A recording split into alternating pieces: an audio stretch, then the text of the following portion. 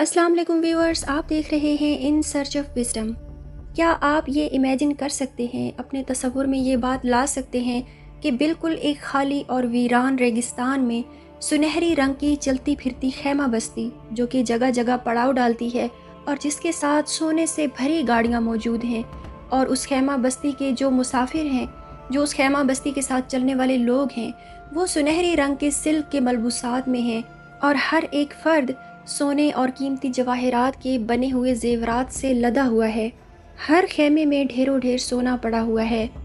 ये मैं कोई देवमालाई बात नहीं कर रही, किसी ख्याली बादशाह की या ख्याली परियों की कहानी नहीं सुना रही, बल्कि ये वाक़या है तारीख़ का।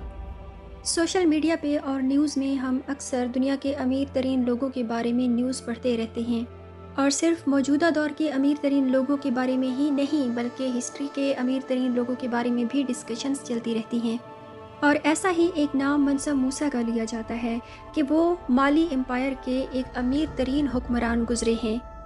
आज के मॉडर्न टाइम के एक्सपर्ट्स ये कहते हैं कि मंसा मूसा की दौलत का अंदाज़ा लगाना मुमकिन नहीं है, वो नाकाबिले बयान हद तक अमीर थे।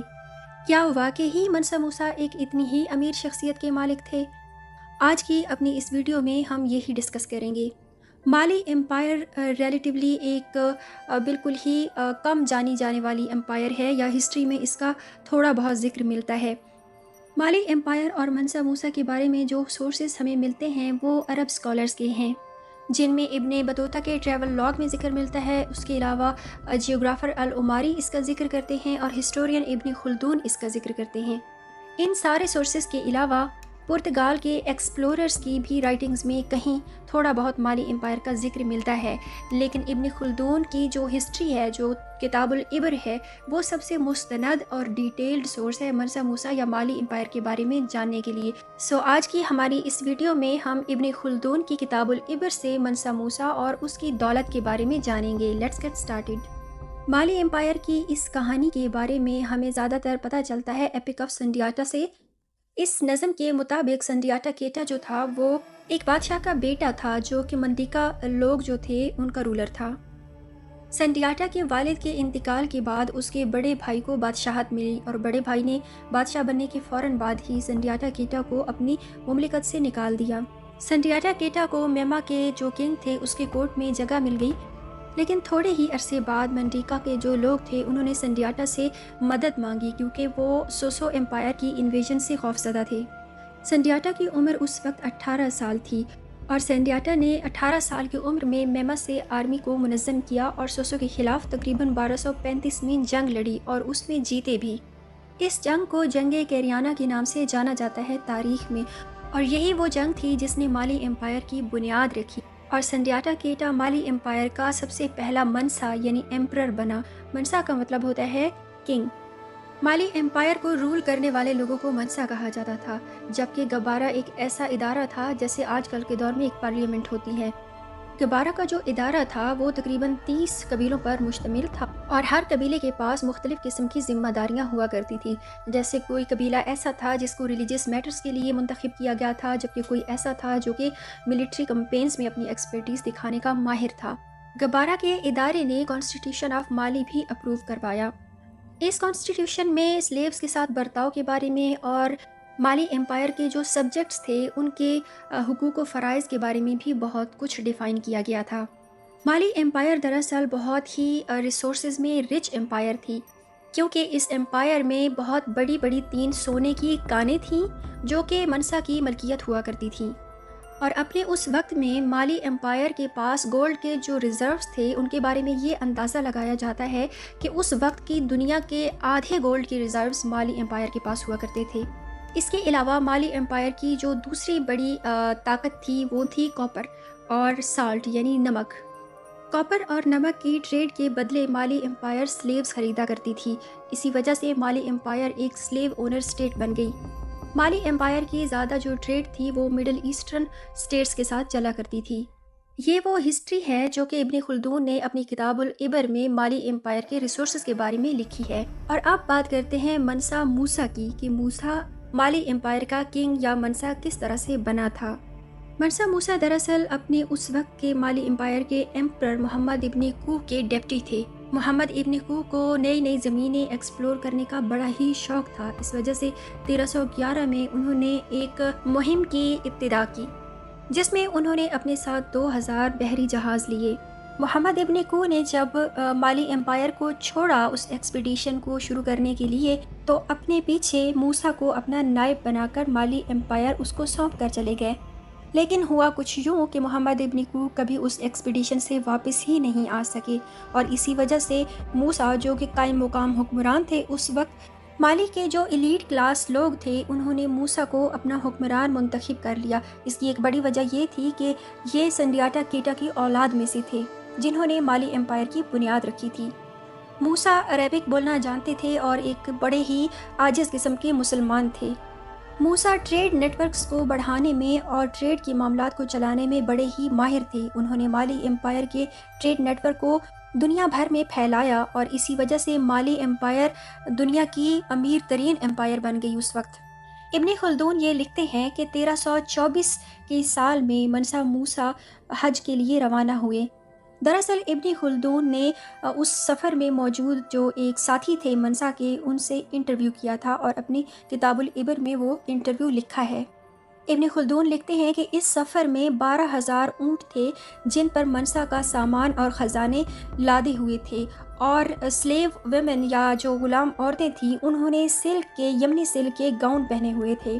اس کے علاوہ ہزاروں فوجی اور رائل کورٹ کے جو لوگ تھے وہ بھی منسا کے اس سفر میں ہمراہ تھے، جن کے پاس ٹنز آف گولڈ تھا۔ 4000 میل کا یہ سفر منسا موسیٰ نے ہزاروں فوجیوں اور رائل کورٹ کے لوگوں کے ساتھ طے کیا، اور کیا ہی وہ منظر ہوگا جب ریگستان میں ایک گولڈن ٹینٹ سٹی موو کر رہا ہوگا۔ جیوگرافر العماری یہ لکھتے ہیں کہ منسا موسیٰ 1324 کو قاہرہ پہنچے، اور مملوک سلطان اس وقت ملک النصیر تھا جس نے منسا موسیٰ کو اپنے پیلس میں بلوایا۔ منسا موسیٰ نے یہ یقین دہانی کروائی کہ وہ صرف حج کے سفر کے لیے جا رہا ہے، اس کے علاوہ اس کی کوئی انٹینشن نہیں ہے، لیکن پھر بھی منسا موسیٰ نے یہ انویٹیشن قبول کیا، اور بہت سارا سونا اور دوسرے جو ویلیویبل گفٹس تھے وہ مملوک سلطان کو آفر کیے اپنی رسپیکٹ کو ظاہر کرنے کے لیے۔ منسا موسیٰ جب پیلس میں پہنچے تو سلطان نے اپنا ہاتھ بڑھایا تاکہ منسا اس ہاتھ پہ بوسہ دے اور اس کے سامنے جھکے، لیکن منسا نے یہ کہہ کر انکار کر دیا کہ وہ صرف اللہ کے سامنے جھکتا ہے جس نے اسے پیدا کیا ہے، اور منسا نے سجدے میں جا کر زمین کو بوسہ دیا۔ ابن خلدون لکھتے ہیں کہ ایک طرف تو منسا موسیٰ نے اپنے عاجز مسلمان ہونے کا ثبوت دیا، اور دوسری طرف مملوک سلطان کی سپیریورٹی کو قبول کرنے سے بھی انکار کر دیا۔ ابن خلدون لکھتے ہیں کہ منسا موسیٰ نے سلطان کو تحفتاً اتنا زیادہ سونا دیا کہ ایجپٹ میں تقریباً 1 دہائی تک اکنامک کرائسس رہا، کیونکہ گولڈ کی جو قیمت تھی وہ بہت زیادہ گر گئی، اور نہ صرف ایجپٹ میں اکانومی متاثر ہوئی بلکہ مڈل ایسٹ کی دوسری تمام سٹیٹس میں بھی اکانومی بہت زیادہ متاثر ہوئی منسا موسیٰ کے اس حج کے سفر کے دوران، کیونکہ منسا موسیٰ نے اتنا سونا بانٹا تھا لوگوں میں کہ سونے کی بے قدری ہو گئی، یعنی اس کی قدر میں بہت زیادہ کمی آ گئی۔ ٹیکنالوجی کی ایک کمپنی جو کہ امریکہ میں موجود ہے smartasset.com، انہوں نے یہ ایسٹیمیٹ لگایا ہے کہ منسا موسیٰ کے حج کے سفر کے دوران مڈل ایسٹ کو تقریباً $1.5 بلین کا نقصان ہوا تھا۔ کچھ سورسز یہ بھی بتاتے ہیں کہ جب منسا موسیٰ کو اس بات کا اندازہ ہوا تھا کہ اس کے حج کے سفر کے دوران سونے کی قیمت کتنی گر گئی ہے، اور مڈل ایسٹ کی اور ایجپٹ کی مارکیٹس میں سونا کتنا سستا ہو چکا ہے، تو اس نے اس چیز پہ قابو پانے کی بھی کوشش کی۔ اپنی واپسی کے سفر کے دوران اس نے یہی سونا جو کہ لوگوں کو گفٹ کیا تھا دوبارہ سے خریدا بھی بہت زیادہ مقدار میں، تاکہ مڈل ایسٹ کی اور ایجپٹ کی جو مارکیٹس ہیں اس میں سونے کی قیمت دوبارہ سے بہتر کی جا سکے۔ لیکن دوسری طرف مالین امپائر کے جو لوگ تھے وہ منسا موسیٰ کے اس اقدام سے خوش نہیں تھے، کیونکہ ایک طرف تو مڈل ایسٹ اور ایجپٹ میں اکانومک کرائسس آ گیا تھا، اور دوسری طرف جو مالین امپائر کے ریسورسز تھے اور خزانے تھے وہ دنیا کی نظروں سے تقریباً اوجھل تھے۔ اس طرح سے مڈل ایسٹ اور آس پاس کی یورپین جو کنٹریز تھے ان میں منسا موسیٰ کے اس خزانے کی اتنی زیادہ مشہوری ہوئی جس سے مالی امپائر کو بہت زیادہ نقصان اٹھانا پڑا۔ لیکن منسا موسیٰ کی مالی امپائر میں واپسی کے بعد بھی ٹریڈ اسی طرح سے چلتی رہی، اور مالی امپائر جو ہے وہ ایکسپینڈ ہوئی۔ ٹمبکٹو اس کا ایک ٹریڈ ہب بن چکا تھا۔ منسا موسیٰ کی حکومت کے دوران دنیا کی مشہور ترین مسجد جنگیروبر کی بھی تعمیر کی گئی تھی۔ یہ مسجد مٹی کی اینٹوں سے اور لکڑی سے تعمیر کی گئی تھی اور آج بھی ٹمبکٹو میں موجود ہے۔ منسا موسیٰ کی حکومت کے دوران دوسری جو امپورٹنٹ کنسٹرکشن ہوئی تھی وہ یونیورسٹی آف سنکورے کی ہوئی تھی، یعنی سنکورے مدرسہ وہاں کا بڑا مشہور مدرسہ تھا۔ یونیورسٹی آف سنکورے میں لاء پڑھایا جاتا تھا، میڈیسن، ریلیجن، اسٹرونومی اور دوسرے کئی ڈسپلنس کی تعلیم دی جاتی تھی۔ کچھ ہسٹورینز یہ بھی لکھتے ہیں کہ جب منسا موسیٰ واپس آ رہے تھے حج کے سفر سے تو پوری اسلامک جو امپائر تھی اس میں سے انہوں نے مشہور ترین اسکالرز کو اپنے ساتھ لیا، اور انہی اسکالرز نے منسا موسیٰ کی امپائر میں مختلف یونیورسٹیز کی بنیاد رکھی اور وہاں پر ایجوکیشن کو عام کیا۔ جب منسا موسیٰ کی حکومت کا اینڈ ہوا تو یہ کہا جاتا ہے کہ یونیورسٹی آف سنکورے میں تقریباً 25,000 طلبہ اس وقت پڑھ رہے تھے۔ اس کے علاوہ یونیورسٹی آف سنکورے کی جو لائبریری تھی اس میں 8 لاکھ کتابیں موجود تھیں۔ منسا موسیٰ کے رین کے دوران مالی امپائر بہت زیادہ ایکسپینڈ ہوئی۔ مختلف سورسز یہ بتاتے ہیں کہ اس کا علاقہ موجودہ جو مالی کا ملک ہے، Senegal, Gambia, Guinea Bissau, Ivory Coast, Niger, Nigeria, Chad, Mauritania اور برکینا فاسو پر مشتمل تھا۔ 1375 میں کیٹالن اٹلس میپ جو بنایا گیا اس پر مالی امپائر کی جو ڈرائنگ کی گئی ہے اس پہ ایک افریقن کنگ کو گولڈن تھرون پہ یعنی سونے کے تخت پہ بٹھایا گیا ہے، اور اس کے سر پہ سونے کا تاج ہے اور ہاتھ میں بھی سونے کا ایک بال نما ٹکڑا موجود ہے۔ منسا موسیٰ کی جو حکومت تھی وہ 1337 میں اینڈ ہوئی، اور اس کے بعد تخت پہ بیٹھا اس کا بیٹا، اور اس کے بیٹے کے بارے میں یہ کہا جاتا ہے کہ وہ بالکل بھی اچھا حکمران نہیں تھا۔ اس کے بیٹے کے بعد دوسرے بیٹے منسا سلیمان کو تخت ملا، لیکن اس نے بہت کوشش کی کہ اپنے بھائی کے کیے ہوئے غلط کاموں سے جو امپائر کو نقصان پہنچا ہے اور جو خزانے کو نقصان پہنچا ہے اس کو دوبارہ سے ری بلڈ کیا جائے، اور کافی حد تک اس چیز کو اس نے ریکور کر بھی لیا تھا، لیکن بعد میں آنے والے منساس جو تھے وہ زیادہ سکسیسفل نہیں تھے، اور 1389 کے بعد مالی امپائر کا برا وقت شروع ہو گیا، یعنی آنے والے منساس نے منسا موسیٰ کی جو لیگیسی تھی اس کو بالکل ہی ختم کر دیا۔ اس سے یہ ظاہر ہوتا ہے کہ گولڈ تو ان کے پاس بہت زیادہ تھا، دولت بہت زیادہ تھی، لیکن منسا موسیٰ بہت اچھا ایڈمنسٹریٹو تھا۔ اس نے اپنے امپائر کی ایڈمنسٹریشن کو اتنا بہتر بنایا کہ اس کا جو رین تھا، جو اس کا وقت تھا، وہ سب سے بہترین وقت تھا مالی امپائر کے لیے۔ لیکن کیا منسا موسیٰ واقعی اتنا رچ تھا، اتنا امیر آدمی تھا؟